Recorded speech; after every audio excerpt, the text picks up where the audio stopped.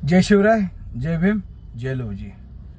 काल भारतीय जनता पार्टीचं बालेवाडी इथं 2 दिवसाचं अधिवेशन त्यांनी घेतलं आणि त्याच्यामध्ये महाराष्ट्राचे अनाजे पंत, माजी मुख्यमंत्री, आताचे उपमुख्यमंत्री आणि सर्वात महत्त्वाचे गृहमंत्री त्यांच्याकडे असे देवेंद्रजी फडणवीस यांनी काय शब्द वापरले काल की उद्धव ठाकरे, शरद पवार यांनी कसा कसा भ्रष्टाचार करा ह्या त्यांनी गोष्टी सांगितल्या।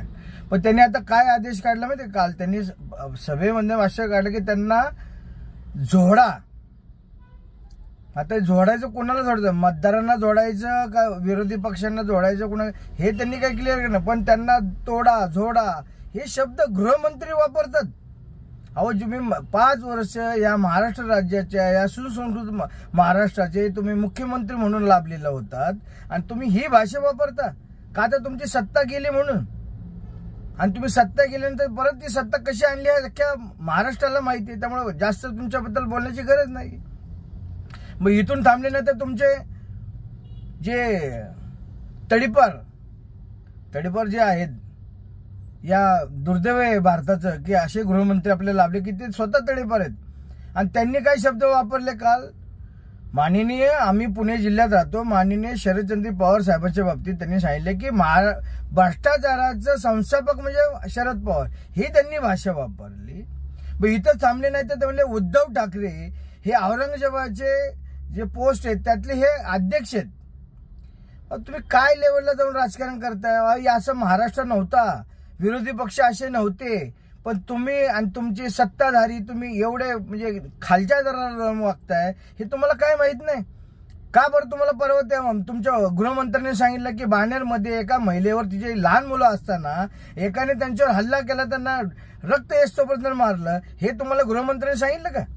हा, तुम्ही फक्त दुसऱ्यावर टीका करता फक्त स्वार्थासाठी का? तर तुम्हाला राजकारणात सत्ता मिळायची, काय झालं तर सत्ता पाहिजे, साम काम दंडभेद हे वापरून तुम्हाला फक्त सत्ता पाहिजे, तुम्हाला जनतेशी काय देणे घेणे नाहीये।